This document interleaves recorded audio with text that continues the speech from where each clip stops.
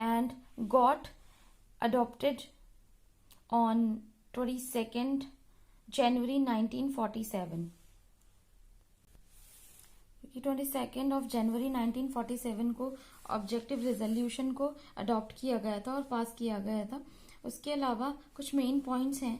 So India is to be a democratic country, sovereign republic, to have a federal form of government, to provide freedom of thoughts, expressions and belief, faith, worship, vocation, जो कि job वगैरह में आप खुद से decision ले सकते हो कि आपको कहाँ जॉब करनी है. फ्रीडम ऑफ स्पीच है एंड राइट टू स्पीक है. सो ये सारी चीजें कॉन्स्टिट्यूशन ही हमें प्रोवाइड करता है. If I talk about to provide adequate safeguard to people from minority backward classes, from minority backward and tribal areas, जितने भी नॉर्थ ईस्ट के स्टेट्स हैं, या फिर आप कह सकते हो कि बहुत सारे इनर लाइन, जैसे बहुत सारे नॉर्थ ईस्ट स्टेट्स में 2-3 इनर लाइन परमिट दिया जाता है, तभी आप उस स्टेट में एंट्री कर सकते हो.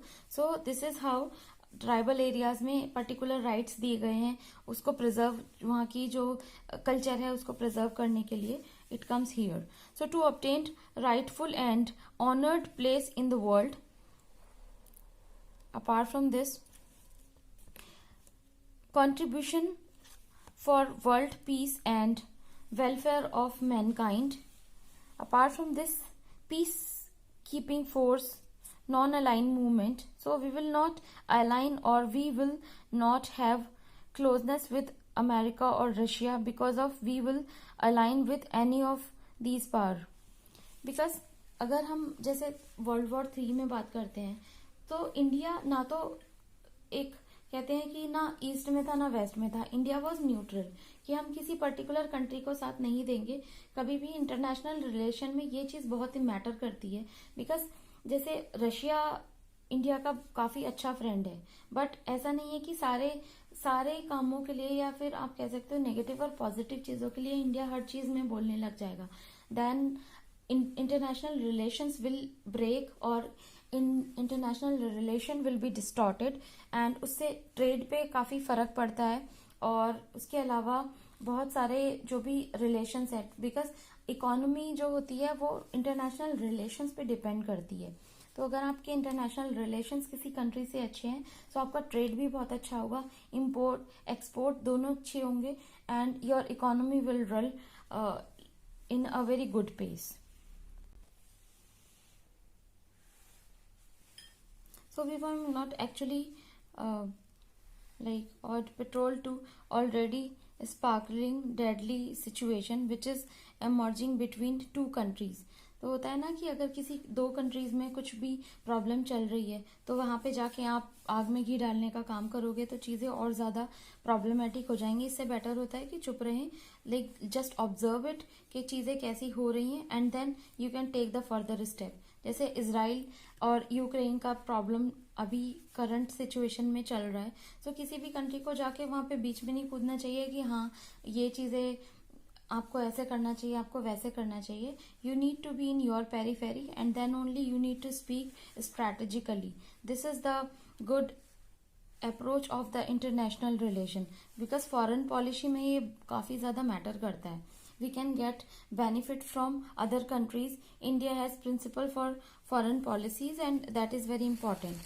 So if we will talk about types of constitution, so what can be the first ground of categories of the Indian constitution? एक तो written होता है और एक unwritten होता है.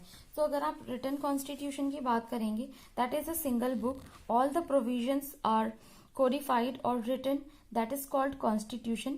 As a single place, it means you have a written constitution. इसका example है USA, इंडिया, जो मेन एग्जाम्पल है. If you will talk about unwritten constitution, ऐसा नहीं है कि वो रिटन नहीं होता, बट जैसे मैंने डिस्क्राइब किया था कि कॉन्स्टिट्यूएंट असेंबली ने इंडिया का कॉन्स्टिट्यूशन लिखा था, then we can say that it is the written constitution. एक पर्टिकुलर डॉक्यूमेंट है जिसमें सारे प्रोविजंस मेंशन किए गए हैं और उसी के बेसिस पे कोई भी गवर्नमेंट या कोई भी कंट्री रन करती है. अनरिटन कॉन्स्टिट्यूशन में क्या है कि we can take the example of UK. It is a group of books, छोटे छोटे पार्ट्स में डिवाइडेड है, and every law made by the parliament and British parliament became the constitution. So जैसे starting में 1215 एडी में आप कह सकते हो कि बहुत सारी चीजें, कुछ चीजें 2016 में ऐड हुई. तो according to the time. Okay guys, so this is the sixth chapter, sixth class, and we were discussing about written and unwritten constitution. So let me show you from where we have started. So yesterday we have discussed till here that written and unwritten constitution, and that's how this is like the single book. If I'll talk about, it is group of books, and it is like unwritten constitution जो है वो UK में है. उसके अलावा let's discuss rest of other things.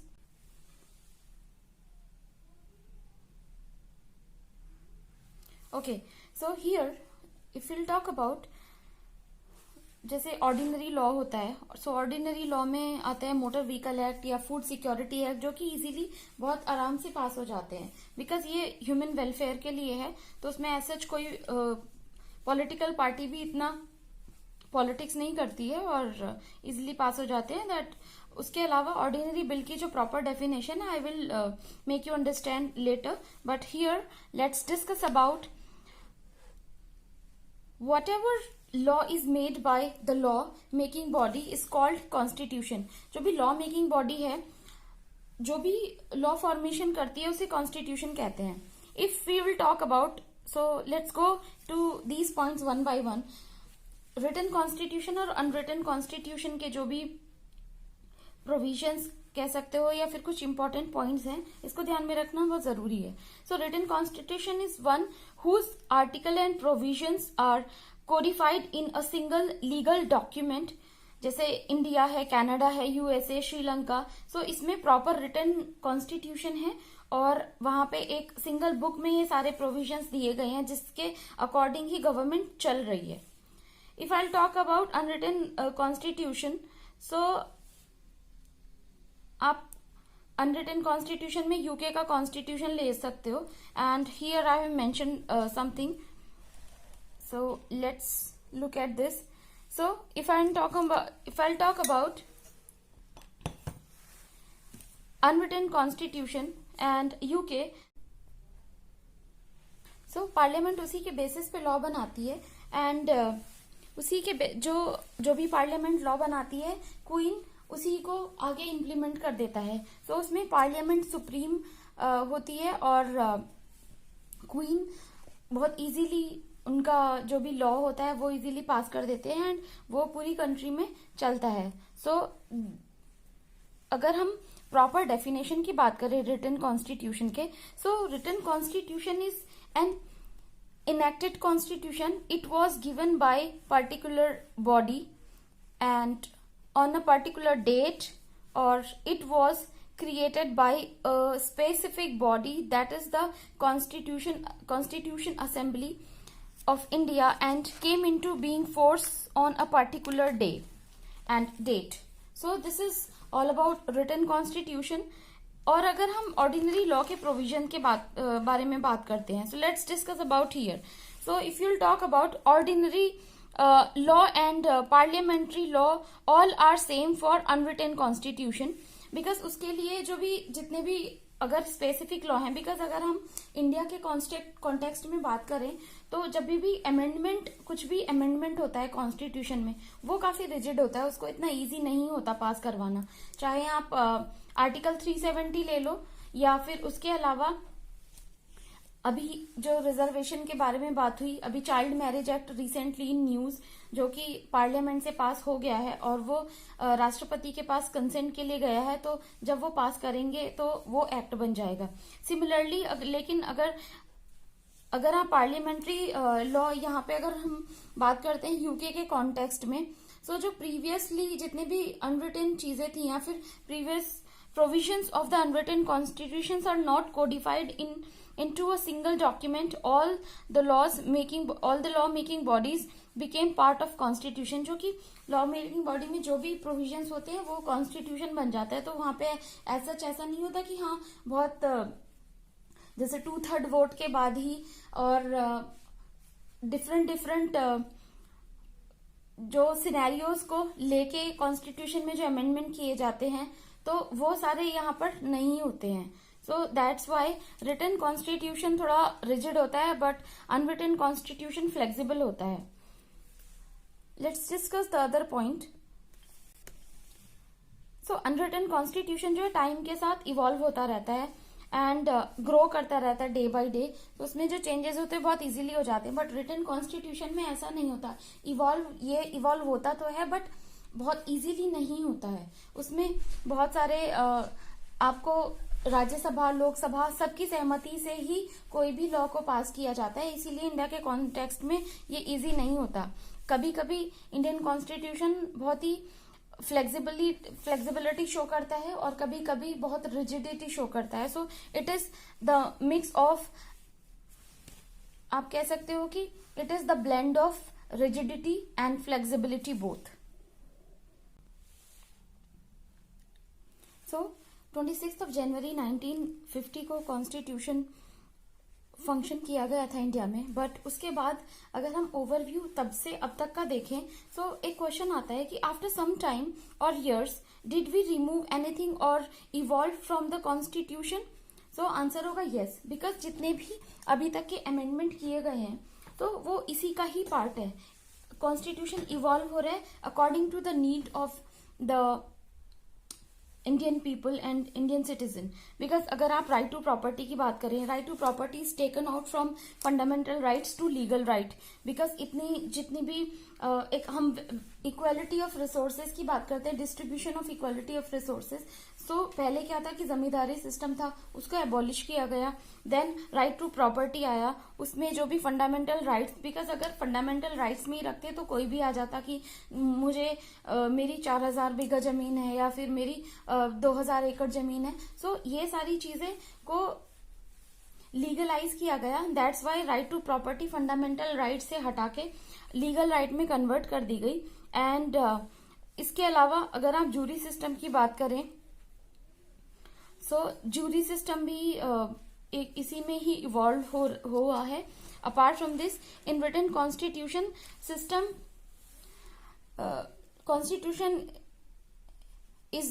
constitution is supreme and whatever will be done it is under constitution. because जितनी भी सारी चीजें होंगी, कोई भी चेंज होगा तो वो कॉन्स्टिट्यूशन की दायरे में रह के ही होगा. अगर आप पार की बात करें या फिर सिटीजन और कॉन्स्टिट्यूशन दोनों की बात करें तो citizen is the ultimate supreme. So जो भी चीजें होंगी इंडियन सिटीजन्स के फेवर में ही ध्यान में रख के की जाएंगी.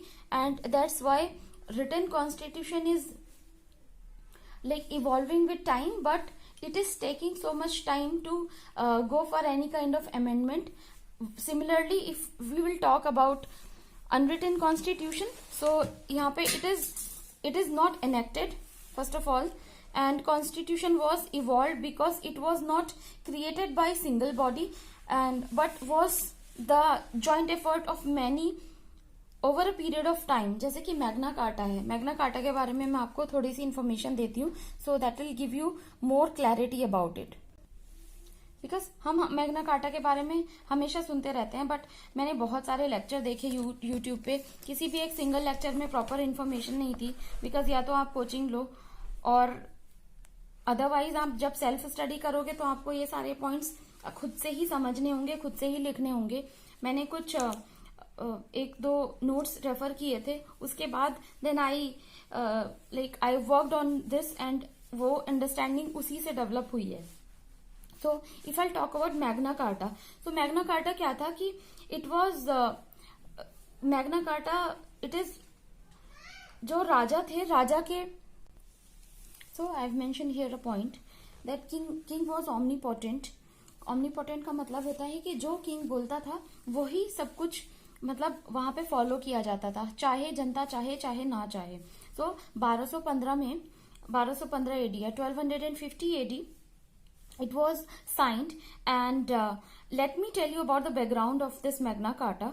So I have mentioned here, you can mention in your copy also, because अगर आप कभी होता है कि कुछ टाइम बाद जब आप अपने नोट्स पढ़ते हो, तो इसीलिए मैंने हिंदी और इंग्लिश दोनों में मिक्स करके लिखा है कुछ कुछ पॉइंट्स, कि अगर चीजें इजीली क्लिक हो जाती हैं, कि आप बहुत आराम से जस्ट पढ़ोगे कि हाँ इसके जो बेसिस था वो क्या था, और जब आप इसको देखोगे एक बार पढ़ के तो हाँ आपके माइंड में क्लिक होता है कि हाँ मैग्ना कार्टा क्या है। So, in this, the king was trample on the rights of people. If you have hand, the king want that hand, or he took away. So, उसका मतलब है, सपोज करो कि आप खड़े हो राजा के सामने, राजा बोलता है कि मुझे इसका हाथ चाहिए, तो वो तो आपको वो हाथ देना ही पड़ेगा, आप कुछ उसमें कर नहीं सकते। तो कहने का मतलब यह है कि जो राजा चाहता था वो चीजें ले लेता था।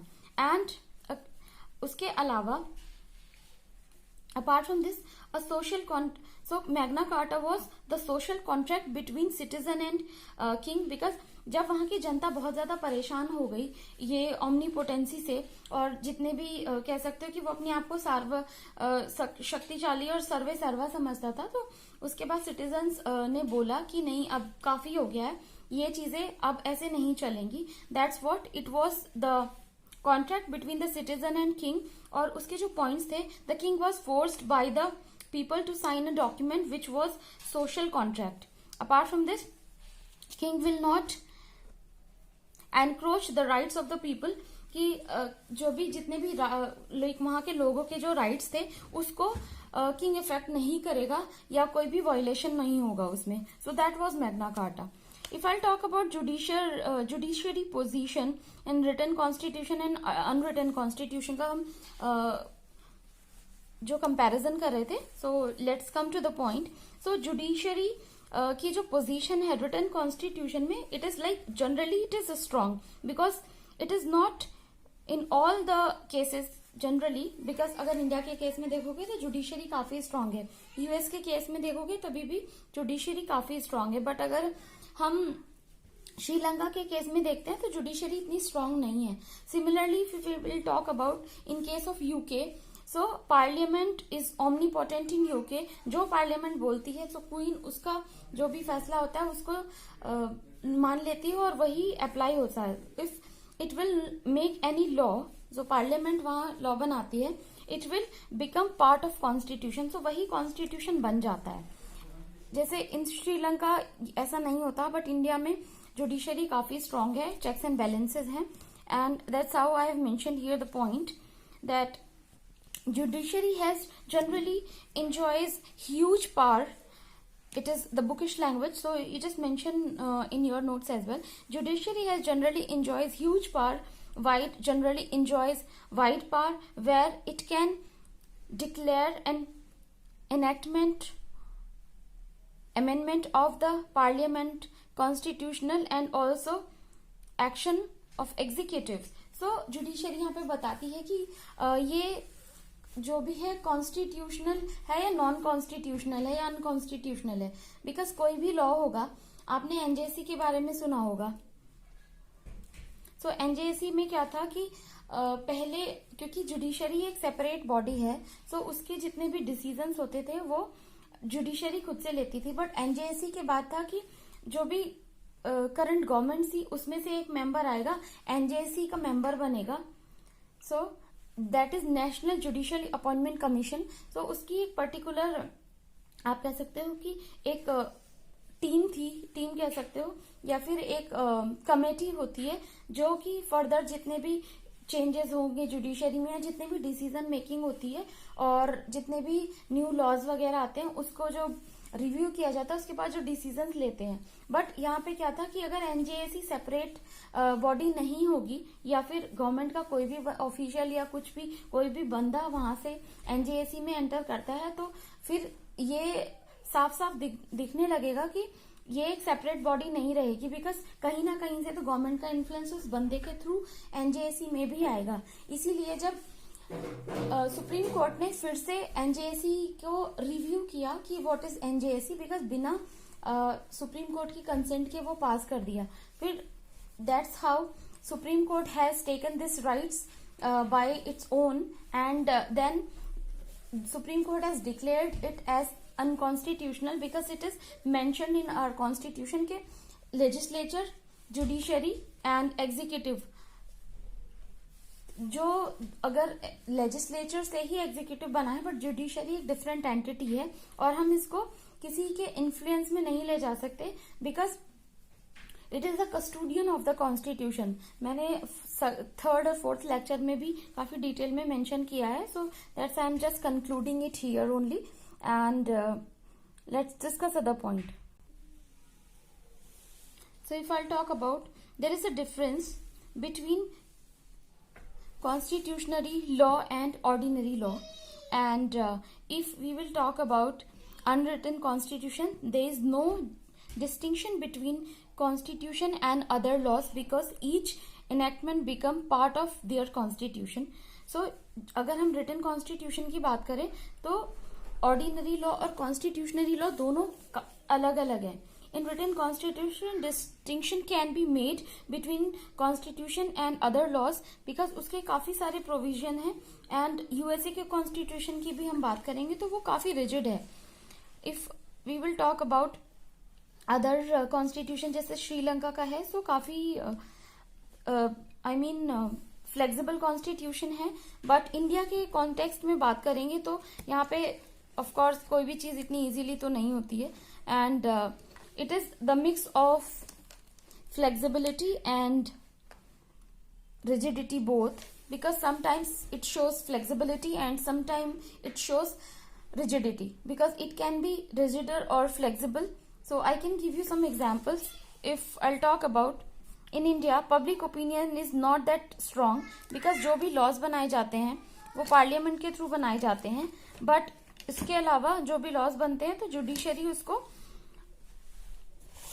रिव्यू करती है. यहाँ पे हम कह सकते हैं बिकॉज पब्लिक ओपिनियन इतना स्ट्रांग इसलिए नहीं क्योंकि ये प्लेबिसाइट में आता है. अगर आप, क्योंकि यहाँ पे आप कह रहे हो कि यूनिवर्सल एडल्ट फ्रेंचाइज है, पीपल रिप्रेजेंटेटिव्स जाते हैं जब इंडियन सिटीजन्स वोट देते हैं, उसके बाद ये पार्लियामेंट में एमएलए और एमपीज बन के जाते हैं. सो इसी के बेसिस पे we can say that at the end of government tenure and fourth year they distribute, जो भी बहुत सारी चीजें होती हैं, गुडीज एंड ऑल. अभी के यूपी इलेक्शंस चल रहे हैं, सो somebody is saying that they will distribute scooty and all, so this is how. तो यहाँ पे जो भी कह सकते हो कि हाँ इंडियन सिटीजन्स का ओपिनियन इतना मैटर नहीं करता, बट जो पार्लियामेंट अपनी एक्टिविटीज करती है जब लॉ मेकिंग के लिए तो इतना इजी नहीं होता बिकॉज जो ऑपोजिशन पार्टी होती है वो अपना रोल प्ले करती है और जब दोनों का कंसेंट आता है तभी कोई भी लॉ पास होता है.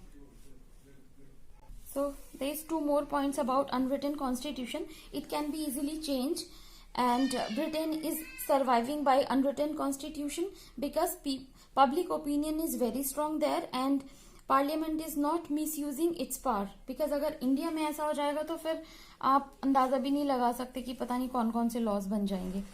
So we should not be biased for anything. We should give always the balance opinion for anything because we are thinking to become a bureaucrat and we should think about it.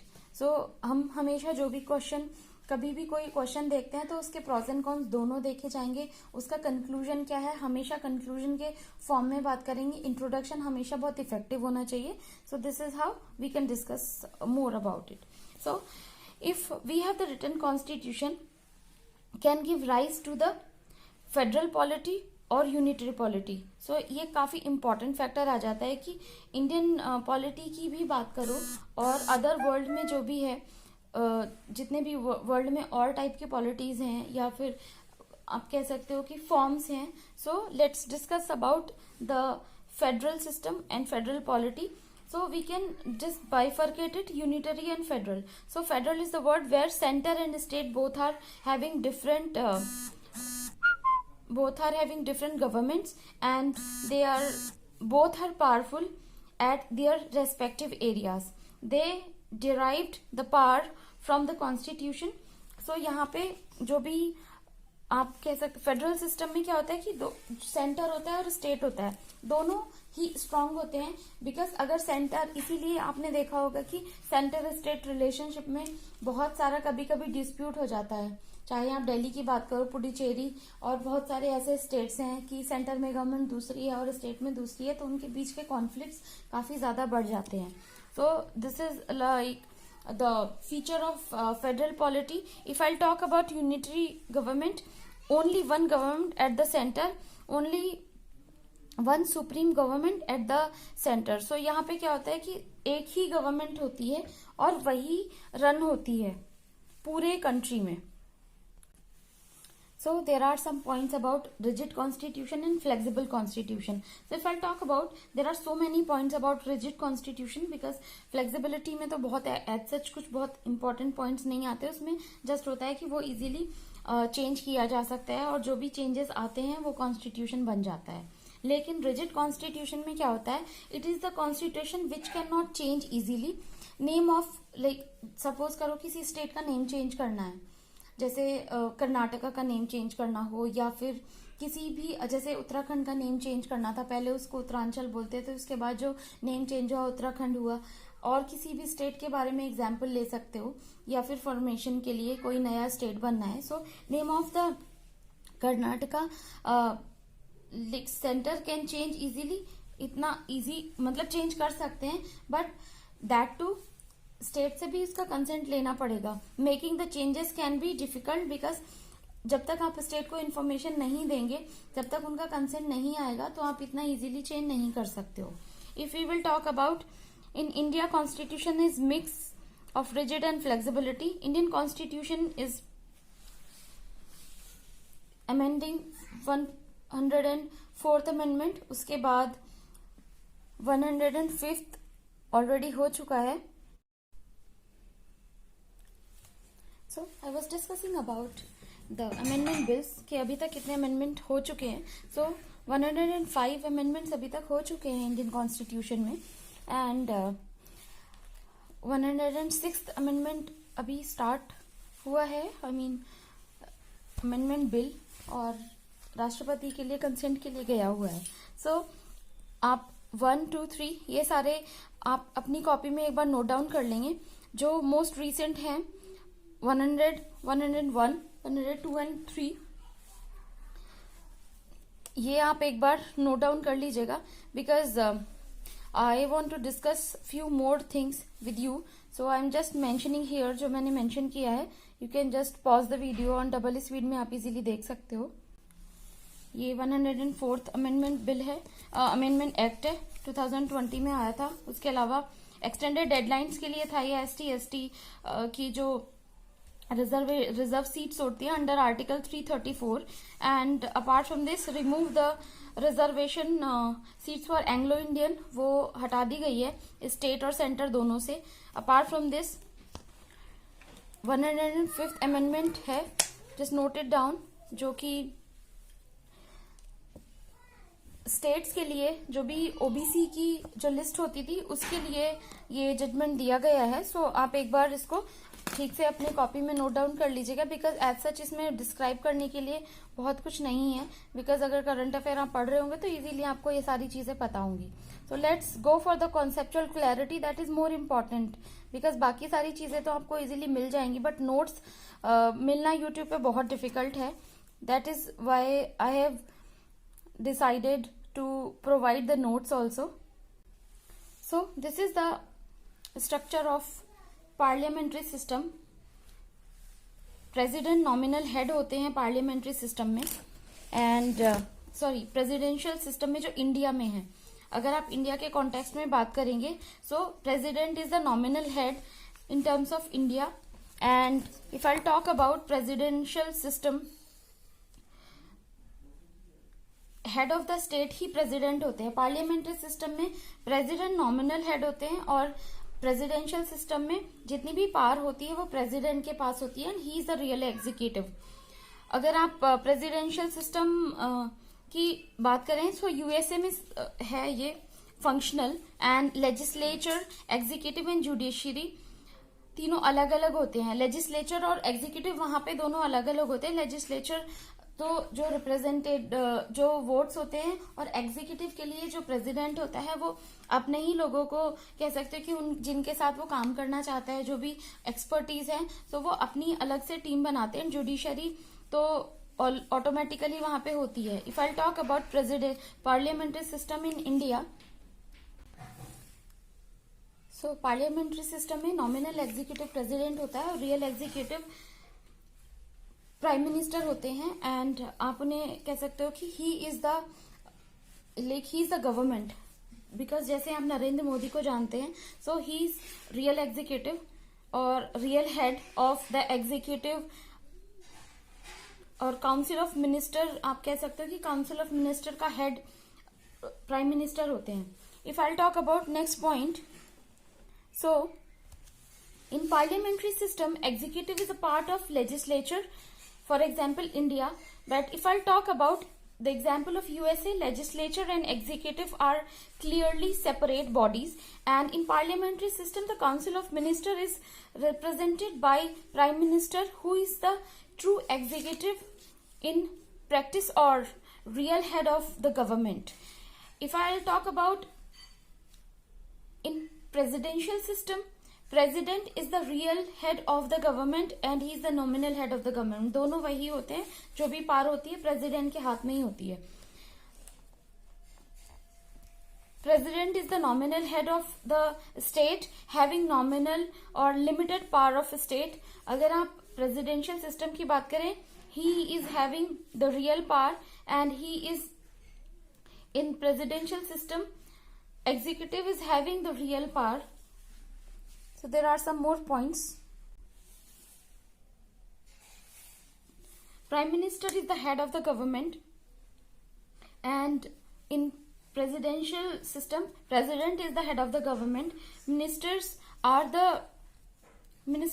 from parliament or legislature only, and here ministers are, ये चीजें समझना important है, because India का तो हम जानते ही हैं, but अगर कंपैरिजन करने के लिए आता है तो that is important, because parliamentary system और प्रेसिडेंशियल सिस्टम के क्वेश्चंस आए हैं, सो ये इंपॉर्टेंट हो जाता है यहाँ पे। Ministries are chosen by president, ministers are chosen by president, not the members of legislature, and president doesn't choose President doesn't choose his team from the legislature. President choose his team of the ministers from the citizens at large. जहां से उनको expertise मिलती है, वहां से president अपनी team को choose करता है काम करने के लिए, because end of the day president को ही काम करना होता है। If I talk about council of minister, Lok Sabha से जाते हैं, और अगर लोकसभा जैसे बजट पास नहीं करती है तब गवर्नमेंट गिर जाएगी, बिकॉज लोकसभा में जो भी काउंसिल ऑफ मिनिस्टर्स होते हैं तो वो वोट करते हैं, उसके अलावा ऑपोजिशन पार्टी से भी होता है। तो बजट एक इतना इम्पोर्टेंट कह सकते हो कि इतना इम्पोर्टेंट डॉक्यूमेंट है और इतना इम्पोर्टेंट प्रोसेस है कि अगर वो बजट पास नहीं होता तो गवर्नमेंट डेफिनेटली फॉल हो जाएगी। सो नो कॉन्फिडेंस मोशन आ जाता है, स्टेबिलिटी लो। इसीलिए हम कहते हैं कि पार्लियामेंट्री सिस्टम की कुछ ड्रॉबैक्स हैं। It is no confidence motion कभी भी आ जाता है। Apart from the stability is very low, accountability is more. And अगर आप कंपैरिजन करते हो प्रेसिडेंशियल सिस्टम से, so if president is not working fine, जैसे अमेरिकन लेजिस्लेचर में, और वहां पे एक ही पार्टी है Congress, can impeach. So impeachment of the government it is really difficult. और अगर आप इंडिया के केस में देखेंगे तो parliament, the council of minister is responsible to popular house, and that is Lok Sabha के लिए रिस्पॉन्सिबल है। इन presidential system, the impeachment of the government, it is really very difficult. Stability is high. President and his ministers are not responsible to legislature because impeachment process is very difficult there. So if we talk about the last point, provide more accountability. If more accountability is there, or it is given and it is derived from the people of India and people of the country. If I'll talk about presidential system, it means it provides more stability even if less accountability is there. So there are some more points. This was the introductory class. There are some more facts I am just going to explain you in next 5 to 10 minutes. So then the introductory part will be going to complete in some time, and after that we will just enter जो historical background है और बाकी सारी चीजें हम one by one cover करेंगे. So I will try to finish it as early as possible so that we can make revision as early as possible. So let's discuss about the definition of a state. States में क्या क्या चीजें आती हैं. So we will just discuss about, because यहाँ पे हम country use नहीं करेंगे, यहाँ पे हम state use करेंगे. So state में first of all the question is what is the state? State कहाँ पे definition है, ये चीज मैं आपको already बता चुकी हूँ, but this is the like formal तरीके से just mention here the definition of that as well. So जब किसी देश की सरकार और जनता इंटीग्रेटेड होकर इस तरह से कार्य करते हैं जिससे आपका रिलेशन बाहर की कंट्री से भी अच्छा हो, जैसे international relation. So you can mention here to integrate the government with the people having the good relationship for good relationship and foreign trade, that is called the state. And the definition of a state is mentioned in article 12 and article 152. उसमें states के बारे में दिया गया है कि state क्या है. अपार्ट फ्रॉम दिस, स्टेट होने के लिए क्या इम्पोर्टेंट है. So there are few important facts. State की जो शर्तें कह सकते हो आप, कि सबसे पहले एक स्टेट की एक टेरिटरी होनी चाहिए, पॉपुलेशन होना चाहिए, गवर्नमेंट होनी चाहिए और कॉन्स्टिट्यूशन होना चाहिए. If you will talk about India और उसके अलावा जितने जैसे यूपी एमपी है या छत्तीसगढ़ है, राजस्थान है, ये सारे जो स्टेट्स हैं उसमें और इंडिया में क्या डिफरेंस है. सो इंडिया में भी पॉपुलेशन है, यूपी एमपी में पॉपुलेशन है, गवर्नमेंट भी है, दोनों की सेपरेट, कॉन्स्टिट्यूशन एक है. So we can say that integrated with Indian constitution. So it is integrated with Indian constitution.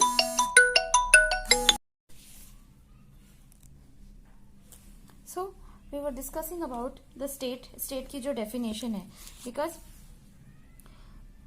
दोनों का जो गवर्नमेंट है, दोनों में, इंडिया में भी गवर्नमेंट है, स्टेट गवर्नमेंट और central government.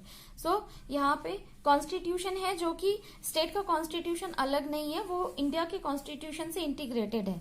If we will talk about article 36 जो स्टेट की डेफिनेशन नहीं देता, बट ये मेंशन करता है कि स्टेट के जितने भी फंक्शंस हैं, सो स्टेट की कोई भी पॉलिसी बनाएगा, जैसे डीपीएसपी को ध्यान में रखकर ही बनाएगा.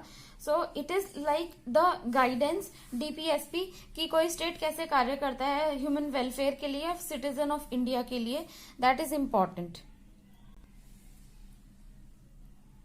सो स्टेट इंक्लूड्स, राज्य के में क्या क्या शामिल होता है. We can mention here legislative, executive एक सेपरेट बॉडी है और जुडिशरी एक सेपरेट बॉडी है. सो एंड सेंटर और स्टेट दोनों को मिला के आप लेजिस्लेचर एंड एग्जीक्यूटिव है, बट जुडिशरी एक कंप्लीटली एक डिफरेंट एंटिटी है. तो जुडिशरी को आप स्टेट में कभी भी इंक्लूड नहीं करेंगे. अगर जब भी क्वेश्चन आएगा तो लेजिस्लेटिव एंड एग्जीक्यूटिव एक सिंगल बॉडी है.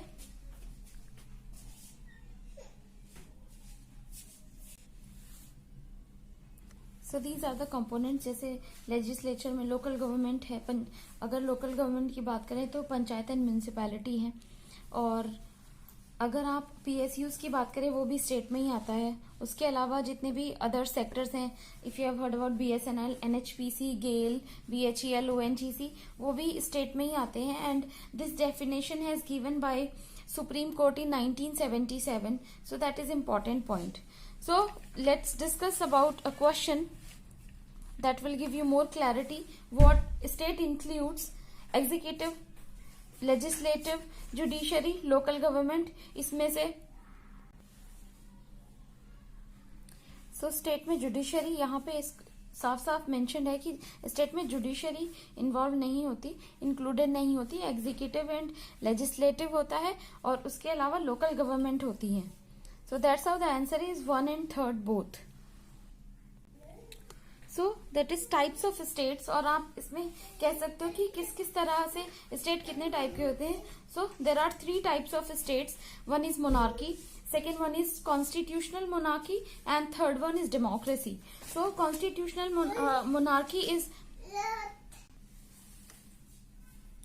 so 3 तरह के states हैं, that is monarchy, constitutional monarchy and democracy. So अगर हम monarchy की बात करते हो, यहाँ पे राजा का शासन चलता है, जो राजा बोलता है वही अप्लाई होता है उस स्टेट में. और उसके अलावा आप अगर एग्जाम्पल लोगे नॉर्थ कोरिया, जहाँ पे एब्सोल्यूटनेस है, या जो नियम कानून चलेंगे वो राजा जो बोलता है वही सब चलेंगे.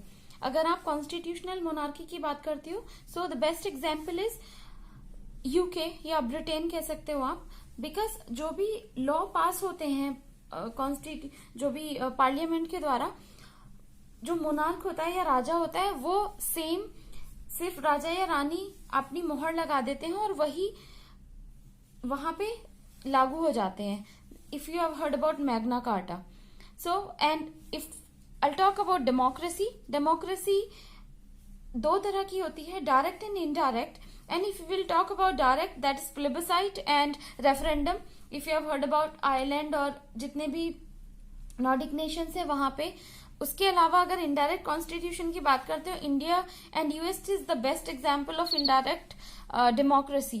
And people, if we will talk about referendum की जो डेफिनेशन है, people and citizen vote after calling together.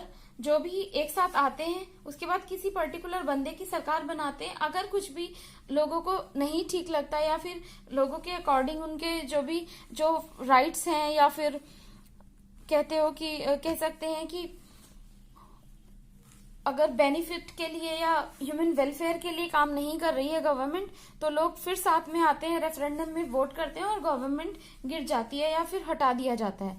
So according to doctor B.R. Ambedkar, the meaning of democracy, it is mentioned in the constitution, one person equal to one vote and one vote equal to one value. So this is the real meaning of democracy. जनता से, जनता के लिए, जनता द्वारा बनाया गया शासन democracy कहलाता है. And democracy insures by vote, right to vote. And अगर आपसे क्वेश्चन पूछा जाए कि राइट टू वोट क्या है, is it a political right or is it a constitutional right? So right to vote is a political right and right to vote is a constitutional right. So अगर question आता है और option में होता है तो पॉलिटिकल और constitutional एक साथ नहीं आएगा, या फिर एंड की फॉर्म में आएगा. So this is a political and constitutional right both. So if I talk about universal adult franchise and what is right to vote, that is in written constitution. हमारे इंडिया में जो mention है, चाहे आप कश्मीर से कन्याकुमारी तक हो या फिर इंडिया के किसी भी स्टेट में हो, सो 1 वोट 1 वैल्यू होता है. that comes under article 326 and that is universal adult suffrage, and that means adult 18 साल की उम्र से ज्यादा के जितने भी सिटीजन्स हैं वो वोट करने का अधिकार रखते हैं. उसके अलावा अगर सफरेज की बात करें तो मताधिकार, या कह सकते हो कि you are having the right to give the vote according to your choice and according to your thoughts, according to your will. But अगर आप पहले की बात करते हैं, सो पहले जो एज थी वो 21 ईयर्स थी. उसके बाद 61st कॉन्स्टिट्यूशनल अमेंडमेंट एक्ट 1989 के बाद 21 ईयर्स से घटा के जो यूनिवर्सल एडल्ट फ्रेंचाइज या यूनिवर्सल एडल्ट सफेज की डेट 18 ईयर्स कर दी गई है. और करंट एज जो है 18 ईयर्स में एक एडल्ट वोट दे सकता है. सो जो वोट का बेस है, या कह सकते हो कि जो इलेक्शन करवाए जाते हैं, so moreover election commission is responsible to organise the elections and that comes from representative of people. So this is the last thing, and उसके अलावा there is एक क्वेश्चन काफी अराइज होता है कि डिलिमिटेशन कमीशन के बारे में आई वॉज रियली क्यूरियस जब मैंने न्यूज में देखा कि डिलिमिटेशन कमीशन भी कुछ होता है. When I just came to know about polity, so initially तो मैंने प्रॉपरली लिखा था कि डिलिमिटेशन कमीशन क्या है. सो that is like the delimitation commission Kemps into force that is from 1952 and it is a statutory body. and question आता है कि ये एक्चुअली ये कैसी बॉडी है. सो ये मेंशन करता है कि कौन कहाँ वोट करेगा, किस कॉन्स्टिट्यूएंसी में कितने वार्ड्स होंगे और कौन सा एरिया किस कॉन्स्टिट्यूएंसी में आएगा. सो डिलिमिटेशन कमीशन ही डिसाइड करता है ये चीजें. और डिलिमिटेशन